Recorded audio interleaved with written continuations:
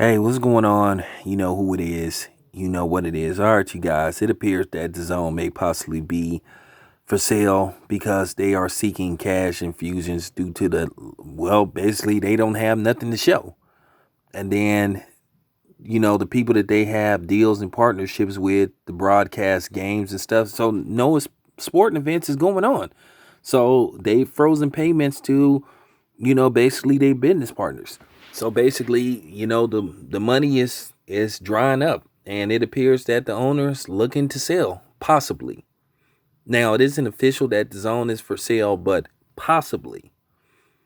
They saying he's been looking for investors for the past couple of years. Now, I reported like a couple of years ago that the zone could possibly be in financial debt.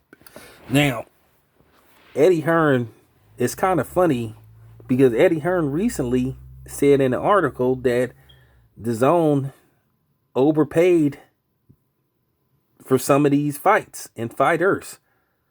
So now it's looking like the zone could be suffering. They could take a big hit. Like I said, everybody's going to take a big hit. So at the end of the day, the zone may be looking to try to make bigger fights. And the zone need to be trying to partner up with some of these other companies to make big fights. At the end of the day, some of the biggest fights that could be made are going to have to probably be on pay-per-view. And to be honest with you, like I said, 2020 is just looking real bad right about now. I wouldn't even consider making any big time fights to at least the earlier part of 2021. But at the end of the day, certain fights need to be made, and it just appears that they're not going to get made. Now, it's funny, you had people, when I was saying this that last year, that the zone could possibly be in trouble. Oh, you don't know what you're talking about. You don't know what you're talking about. Oh, you're hating on Eddie Hearn. You're hating on Eddie Hearn. Eddie Hearn don't even own the zone. The fuck you talking about? Morons. He just has a deal with the zone, him and Matchroom. But now, it looked like the zone is paying a stiff penalty for paying these these basically inflated prices to get these fighters to come on the zone. Now just think, had they signed all these dudes they was trying to sign, they would possibly owe these dudes money and wouldn't have a way to pay them.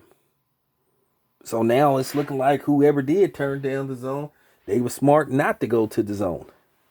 And we're not going to even get into that. No need to go into that.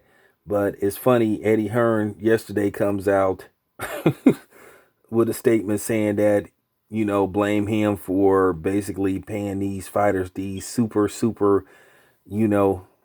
inflated purses. So what does that tell you about Canelo? I can guarantee you Canelo won't be getting 30 million for his next fight.